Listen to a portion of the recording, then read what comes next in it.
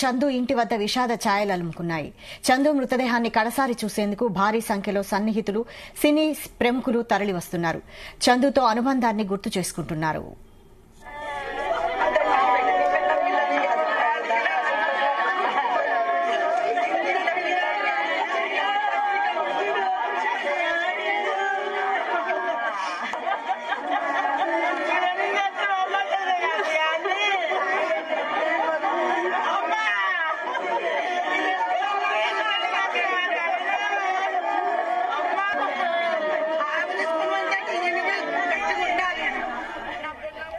చందు తల్లి, అతడి మొదటి భార్య కన్నీరు మున్నీరయ్యారు.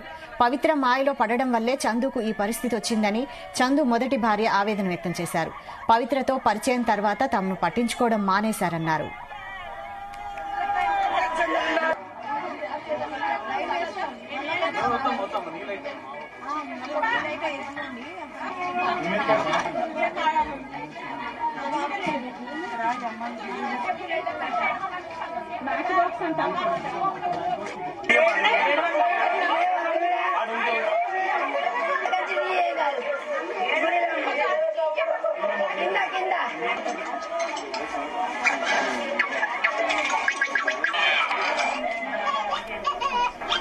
ఇక చందు ఇంటి వద్ద పరిస్థితి గురించి మా ప్రతినిధి రవితేజ లైవ్ లో అందిస్తారు. రవితేజ, పూర్తయిన తర్వాత నటుడు చందును హైదరాబాద్ రెజిమెంటల్ బజార్ సికింద్రాబాద్ ప్రాంగణంలో ఉన్నటువంటి ఇంటికి తీసుకొచ్చారు. ఒకసారి ఇంటి పరిసర ప్రాంతాలను పరిశీలిద్దాం. రైట్ సైడ్ లో పెద్ద మొత్తంలో ఇండస్ట్రీకి చెందినటువంటి వారి రాక కోసం ఎదురు చూస్తూ ఉన్నారు.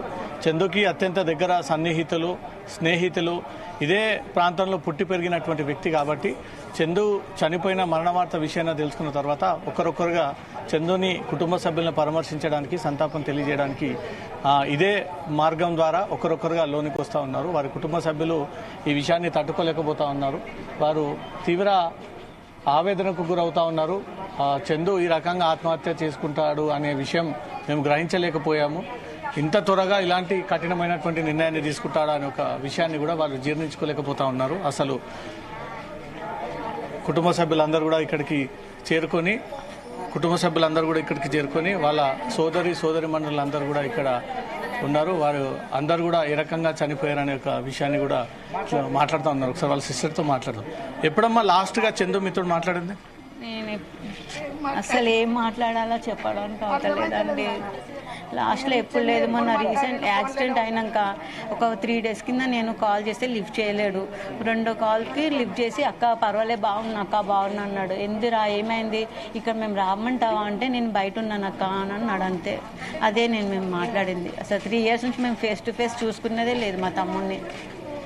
పండుగలకు కానీ వస్తుండే ఇక్కడ మా పిన్ని వాళ్ళ ఇంటికి వచ్చేవాడు, రోజు వచ్చేవాడు. అప్పుడప్పుడు వచ్చి కలుస్తుండే, మా పిన్ని బాబాయ్తో మాట్లాడుతుండే. అదే దూరం 5 years నుంచి దూరం ఉన్నాడంట. పవిత్ర ఇన్వాల్వ్ అయిన నుంచి వీళ్ళకి దూరం అయిపోయాడు. ఎప్పుడైతే పవిత్ర కలిసిందో ఆయన లైఫ్లోకి వచ్చింది కదా, వీళ్ళని దూరం చేసుకున్నాడని. పవిత్ర విషయం మీరు ఇప్పుడు అడిగారా? చందు ఎందుకు మేము పర్సనల్ విషయం అని అదేంటో సిస్టరే, కానీ మేము ఇంత వాడు మాకు అడుగుతాడు, ఎక్కడ అడుగుతారో అని మమ్మల్ని మాట్లాడుకుంటా మా ముఖం చాటు వేసుకునేవాడు. అంటే ఏడు అడుగుతారో పవిత్ర గురించి, పెళ్ళయింది కదా, ఒక మర్దలు పిల్లలు ఏంట్రా అని మేము అనగన్నామని వాడు అట్లా తప్పించుకొని మాతో ఎక్కువ ముంగట ఉండేవాడు కాదు. భయంతోనే దూరం మెల్లగా చెప్తా అనుకున్నాడు. రీసెంట్లీ చేసుకున్నంట, 3 years అవుతుందంట. మాకు కూడా ఇప్పుడే తెలిసింది మాకు. నిన్న మా తమ్ముడు సూసైడ్ చేసుకున్నాక అన్ని ఇప్పుడు బయట పడ్డాయి. నిన్న మార్నింగ్ ఏమో వస్తే మొన్న వచ్చాడంట. వచ్చి వాళ్ళ మమ్మీ డాడీకి మా పిన్ని బాబాయ్కి కలిసి పోయిండంట. నేను అక్కడే పోతా, రూమ్లో ఆడనే ఉంటా అని వెళ్ళిపోయాడంట. మణికొండకే వెళ్ళాడు. అంతే. మా లేదు, నేను LIC ఉందని ఏదో LIC పని మీద చేయించుకుంటున్నా, నేను వెళ్తున్నా అని చెప్పాడంట. అదే మా పిన్ని చెప్పింది లాస్ట్. ఇప్పుడు ఇలా భార్యతో మంచిగానే ఉండేదమ్మా పవిత్ర రాకముందు మంచి లైఫ్ లవ్ చేసి చేసుకున్నాడు అమ్మాయిని. అమ్మాయికి 2004 నుంచి రిలేషన్ ఉండే మా తమ్ముడితో, శిల్పాకి. అవును, ఇండస్ట్రీకి అంటే జస్ట్ చెందిన అమ్మాయి అన్నారు, అంత నాకు కూడా ఐడియా లేదు. ఇక అందులో నుంచే వాళ్ళ రిలేషన్ ఉండే. అయితే 2015లో మ్యారేజ్ అయింది మా తమ్ముడికి శిల్పాకి. ఆ తర్వాత ఇద్దరు పిల్లలు మస్తు గ్రాండ్గా మేము అందరం ఉండి మంచిగా చేసాం పెళ్ళి. పద్మశాలి కళ్యాణ మండపం మారడపల్లి అక్కడ చేసాం. అదే 5 సంవత్సరాల కింద వచ్చిందంట. అప్పటి నుంచి వీళ్ళకి రిలేషన్ బంద్ అయిపోయింది, శిల్పకి మా చందుకి. అంత పట్టించుకో. చిన్న పిల్లలండి, 3 years 5 years, వాళ్ళకి ఏం తెలుస్తుంది? ఫాదర్ ఎక్కడ అని కూడా అడగట్లేదా వాళ్ళు? చిన్న పిల్లలు ఒకటి ఉన్నారు కదా చూడ.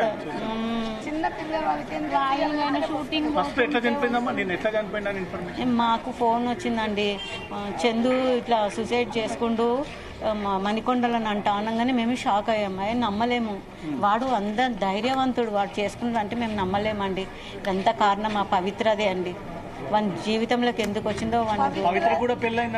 పెళ్ళయిందంటే పెళ్ళయి వదిలేసి మా తమ్ముడిని పట్టుకుంది కదా. పట్టుకుందేందో వాడు అది చచ్చింది కాక వీడిని కూడా తీసుకుపోయింది. ఎంత అన్యాయం అండి. పవిత్రనే కారణం. పవిత్ర వల్లనే కదా తను చనిపోయింది అని డిప్రెషన్లో వెళ్ళి మా తమ్ముడు అలా సూసైడ్ చేసుకున్నాడు. మొన్న రీసెంట్లీగా అన్నాడంట కదా. వచ్చిందేమో కానీ ఇక్కడ మా పిన్ని బాబాయ్ని అయితే కలవలేదు. పవిత్ర అంటే బయట నుంచి, అంటే మా తమ్ముడికి బోనాలు అంటే చాలా ఇష్టం. మంచిగా ఇది ఘటాలు తీస్తాం అవన్నీ చేశాడు కదా, చాలా వాడు ఫేమస్. చందు అంటే గుర్తుపట్టనోడు ఉన్నాడు, రిజ్మెంటల్ బజార్లో పేరు వెళ్ళిన వాడు మా తమ్ముడు. చాలా. అందుకే అండి నాకు బాధ. మా తమ్ముడు సీరియళ్ళలో వస్తాడు చూడండి. నేను ప్రతి మా ఇంట్లో రెంటర్స్ కి, పక్క వాళ్ళకి, ఫ్రెండ్స్ కి మా తమ్ముడు చంద్రకాంత్ ఇంట్లో వస్తాడు, రాధమ్మ కళ్యాణంలో వస్తాడు, కూతుర్లో వస్తాడు. మళ్ళీ ఇది మొన్న కూడా మగవాళ్ళ కూడా ఉండే. వీడు మా తమ్ముడు అని మేము చాలా ఫీల్ అయ్యేవాళ్ళం. ఇప్పుడు వంట చెప్పుకోవాలన్నా వాడు ఇప్పుడు లేకుండా అయిపోయాడు మా మధ్యలో. మా ఇంత పెద్ద మా అన్న తమ్ముళ్ళు అక్క చెల్లెలు 16 మందిలో ఇప్పుడు వీడు ఒక్కడు ఇలా చేసుకున్నాడంటే చాలా బాధగా ఉందండి. పవిత్ర మాట్లాడారా? ఎలా ఉంది దాని గురించి మేము ఏం మాట్లాడమండి. అది ఎవరు మాకు తెలియదు. ఫస్ట్ భార్య శిల్ప అండి, మా మరదలు ఉంది కదా లోపట. కొంచెం ధైర్యం ఉంటే ఏడుస్తున్నది, బేవష్ అయి పడిపోతా ఉంది పాపం. తన పిల్లలు, తన లైఫ్ ఏమైపోయిందని ఉంటుండే. ఇప్పుడు ఇన్ని రోజులు అంటే దాని దగ్గర ఉంది, పవిత్ర దగ్గర ఉంది అనుకున్నారు. అవునా, మాకు తెలియదండి. ఉండొచ్చు, అవన్నీ మాకు అలాంటివన్నీ తెలియదు మాకు. మా తమ్ముడు మాకు లేకుండా పోయిన బాధ తప్పితే మాకు ఈ పవిత్ర ఏంటి, పవిత్ర విషయం కూడా మాకు తెలియదు. మాకు రీసెంట్లీగా మొన్న బయటపడింది. మేము రాణిగంజ్ అంతా ఇక్కడ మా సాంప్రదాయం హిందూ ధర్మం. దహనం చేస్తాం, పూడ్చిపెట్టాం. మేము కాష్టం చేస్తాం, దహనం చేస్తాం. అదే మీ మీడియా వాళ్ళు మీరందరు కలిసి ఇంతమంది మీరు ఎట్లా వచ్చిండ్రో, మీరందరూ మా పిల్లలకి మా పిన్ని మా బాబాయ్కి ఏం చేస్తారో న్యాయం జరగాల. ఫిలిం ఇండస్ట్రీ, సీరియల్ ఇండస్ట్రీ నుండి అవును అడ్వాన్స్ తీసుకున్నాడు అంటే. కానీ వీడు చనిపోతాడు అని అనుకోలేదు. ఇలా యాక్సిడెంట్ అవుతుందని ఎవరు అనుకుంటారు చెప్పాం? ఎవరు అనుకోలేదు. చాలా అయ్యాయండి, చాలా. ఇక్కడ దాకింది, చెయ్యి దాకింది. స్టిచెస్ వేస్తా అంటే వేయించుకోలేడంట వాడు. మళ్ళీ ఫేస్ ఖరాబ్ అవుతుంది, షూటింగ్ ఉంటాయి కదా అని వేయించుకోలేడంట. కానీ వీడు ఇలా చనిపోతాడని మేము అసలు చనిపోయే 2 రోజుల ముందు కూడా వాళ్ళ ఫ్రెండ్స్ కి మెసేజ్ తన లేనిది నాకు జీవితం లేదు, తననే నా లోకం, పవిత్ర లేనిది ఉండలేను. నిన్న ఆమె పుట్టినరోజే కదా అండి, అందుకే ప్లాట్ పోయిండు, అక్కడ కాలు కట్టుకున్నాడు. ఆ చున్ని మరి అతను వేసుకున్నాడా వేరే వాళ్ళు వేసినా తెలియదు మనకు. అనుమానం అంటే ఆమె ఏరియా ఎక్కడ ఉంటుంది, ఆమె ఎక్కడ ఉంటుంది మనకు తెలియదు కదా నాన్న. మరి అదంతా మనకు తెలియదు. చనిపోయిన తర్వాత అయ్యో చందు ఎందు సొసైటీ చేసుకుంటూ అంటే వానికేం కర్మ వచ్చింది సొసైటీ చేసుకోనికి? అంత పెద్ద పేరు సంపాదించినోడు. అయినా పవిత్ర ఇలా యాక్సిడెంట్ అయ్యి బతుకునింటే ఈ పని చేసుకోకపోవాడు. హాస్పిటల్లో ఎక్కడో బతికిపోతే ఇప్పుడు ఆమె పోయిందని చెప్పి వీడు సొసైటీ చేసుకోవాల్సి వచ్చింది. ఆమె బతుకునింటే యాక్సిడెంట్తోని మామూలుగా దెబ్బలతోనో దాంతోనే ఉండింటే మంచిగా ఇక వీడివి అట్లా చేసుకోకపోవు ఇక ఆమె గురించి అని. ఎప్పుడైనా వచ్చిందా అమ్మ పవిత్ర ఇక్కడ ఎప్పుడు చూసి? లేదు, మాకైతే ఎప్పుడు కనవాలి. ఎప్పుడు రాలేదు. ఈ విషయం చందు ఎప్పుడని చెప్పిండా పెళ్లి చేసుకున్నాను చెప్పిండంట మా మట్టికి భార్యకి తెలుసు. అందుకే నువ్వు అమ్మ మోసలు పడి మాకు ఫోన్ చేస్తే ఎత్తుతలేడా, భార్య పిల్లలు చేస్తే ఫోన్ లిఫ్ట్ చేయడం లేదు. చందు బాగుండే పవిత్ర అత్తమామతోటి వాళ్ళ కుటుంబము పిల్లలతోటి ఇన్ననే ఉండడం ఆయన మంచిగానే ఉంది. వారి కుటుంబ సభ్యులైతే ఇంకా చందు చనిపోయిన మరణ విషయాన్ని అయితే తట్టుకోలేకపోతా ఉన్నారు. తీవ్ర కన్నీరు మున్నీరు అవుతా ఉన్నారు. ప్రస్తుతం ఏర్పాట్లకు సంబంధించినటువంటి ప్రాసెస్ కొనసాగుతా ఉంది. వారి హిందూ సాంప్రదాయ బద్దంగానే దగ్గరలో ఉన్నటువంటి పార్సిగుట్ట ప్రాంగణంలో ఈ దహన సంస్కారాలు ఉంటాయంటే మాత్రం వారి కుటుంబ సభ్యులు తెలియజేస్తా ఉన్నారు. వారి కుటుంబ సభ్యులు, వారి స్నేహితులు, ఇండస్ట్రీకి చెందినటువంటి ఆర్టిస్టులందరూ కూడా ఇక్కడికి చేరుకొని చివరిసారిగా వారి కుటుంబ సభ్యులకు ధైర్యాన్ని చేకూరుస్తూ సంతాపాన్ని తెలియజేయడానికి ఒక్కరొక్కరుగా చందు రెజిమెంటల్ బజార్ ప్రాంగణంలో ఉన్నటువంటి ఏరియాకి చేరుకొని ఇక్కడ చందు కుటుంబ సభ్యులను కలిసి తన మొదటి భార్యతో కలిసి గతంలో ఏం జరిగింది, ఎందుకు ఇలా చేయాల్సి వచ్చింది అనే దానిపై కూడా అన్ని వివరాలు వారి కుటుంబ సభ్యులు కూడా తెలియజేస్తూ ఉన్నారు. చందు మరణ వార్త విన్న తర్వాత చాలామంది తమ కుటుంబ సభ్యులే తీవ్ర దిగ్భ్రాంతికి లోనయ్యారు. ఈ రకంగా అసలు చేసుకునేటువంటి వ్యక్తి కాదు, ధైర్యవంతుడు, తను మొదటి నుంచి ఎంతో యాక్టివ్గా ఉన్నటువంటి వ్యక్తి, ఇలా సూసైడ్ చేసుకుంటాడని మేము అనుకోలేదంటూ మాత్రం కుటుంబ సభ్యులే నేరుగా ఆ విషయాన్ని తెలియజేస్తూ ఉన్నారు. ఇంకా స్థానికులందరూ కూడా ఈ మరణ వార్త విషయం తర్వాత కూడా ఒకరొకరినిగా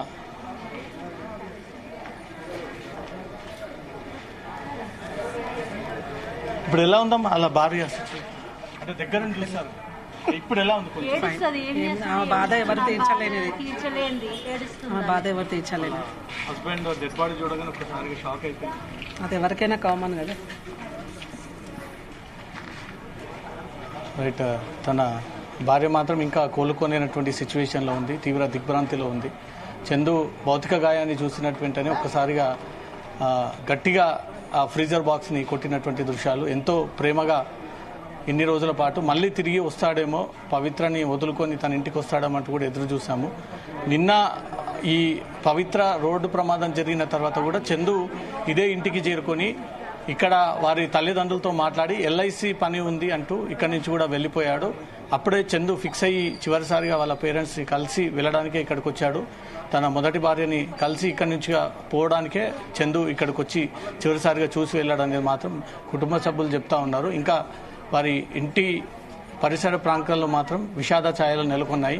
ఇండస్ట్రీకి చెందినటువంటి వ్యక్తులు పెద్దగా ఇంట్రెస్ట్ చూపించట్లేదు, ఎందుకంటే అనేక కాంట్రవర్సీస్, అటు పవిత్రతో అక్రమ సంబంధం, తర్వాత వివాహం, ఇటు మొదటి భార్య పిల్లలు రోడ్డు మీదకి రావడము, వారి ఫైనాన్షియల్ ఇష్యూస్, ఇవన్నీ కూడా దృష్టిలో పెట్టుకుని ఇండస్ట్రీ వారు కూడా పెద్దగా చందు ఇంటికి చేరుకునేటువంటి ఇంట్రెస్ట్ చూపించట్లేదు. వారి కుటుంబ సభ్యులు అయితే ఇక్కడికి చేరుకొని వారి బంధువులకు, వారి తల్లిదండ్రులకు, తన భార్యకి మాత్రం ధైర్యాన్ని ఇస్తూ సంతాపాన్ని తెలియజేస్తూ మరి కాసేపట్లో హిందూ సాంప్రదాయబద్ధంగా ఇక్కడ నుంచి ఈ అంత్యక్రియలు ప్రారంభం ఏర్పాట్లకు సంబంధించి మాత్రం ఇంకా ప్రాసెస్ కొనసాగుతుంది. వైశాలి.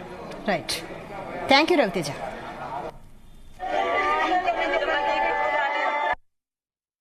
మీకు ఎప్పుడు తెలిసింది, అసలు ఏం జరిగింది? ఎప్పుడు జరిగిందంటే నిన్న మా బాబు నిన్న పొద్దున్న 9 బయట నుంచి బయలుదేరాడు. ఇంకా అంతవరకు రాలేదు, 2 అయింది 3 అయింది రాలేదని చెప్పి మేము కంగారులో ఉన్నాం. 16వ తారీఖు జరిగిన సంఘటన ఫస్ట్ ఏంటంటే, నేను బ్రతకలేను, నేను చచ్చిపోతా, 2 రోజులే బ్రతికి ఉంటా, నా పవిత్ర జయరాం దగ్గరికి పోతా. ఫస్ట్ ఆ విషయాలు మీతో నేరుగా చెప్పాడు, ఎందుకంటే తను నేరుగా చెప్పాడు. ఎందుకు మీతో చెప్పాల్సిన అవసరం ఉంది? పవిత్ర గురించి అంటే తన భార్య ఉంది కదా, పవిత్ర గురించి మీతో నేరుగా చెప్పాల్సిన అవసరం ఏమో. ఆమె కూడా చెప్పాడు ఈ విషయం. ఆమె కూడా చెప్పాడు, నేను బ్రతకను, పిల్లల్ని చూసుకో, నేను ఉండలేను, నేను ఆమె నిలిచి ఉండలేను, బ్రతకలేను, నేను ఆమె దగ్గరికి వెళ్ళిపోతా అని 10 మంది సమక్షంలో చెప్పారు. పవిత్రతో రిలేషన్ గురించి మీకు ఎప్పటి నుంచి తెలుసు? అంటే పవిత్రతో తను ఉంటున్నాడు కదా, ఎన్ని రోజుల నుంచి ఉంటున్నాడు? అసలు మీరు అంటే తల్లిదండ్రుల పరంగా ఇటు మీ కుటుంబ సభ్యుల పరంగా అసలు ఏం జరగలేదా మధ్యలో?